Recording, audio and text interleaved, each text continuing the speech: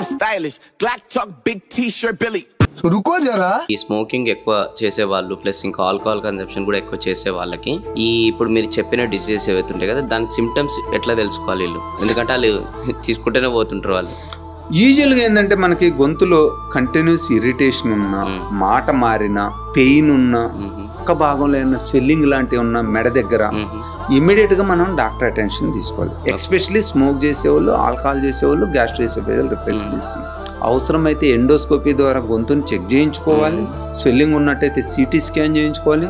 ఒకవేళ సిటీ స్కాన్లో కూడా ఏదైనా క్యాన్సర్ లాంటి డౌట్ ఏదైనా వస్తే ఇమీడియట్గా బయాప్సీ కానీ ఫైన్ నీడ్ల ఆస్పిరేషన్ సైటాలజీ కానీ చేసుకొని దాన్ని కన్ఫర్మ్ చేసుకోవాలి. అది ఓన్లీ సింపుల్ ఇన్ఫెక్షన్ లేదా ఏమైనా టీబీ ఉందా లేదా క్యాన్సర్ ఉందా. సో ఇవి మనం ఏదో చూసుకోవాలి. Especially smoking, alcohol intake, gastro reflex disease ఉన్న వాళ్ళు గొంతు సిమ్టమ్స్ ఏ మాత్రం ఉన్నా నెగ్లెక్ట్ చేయాలి.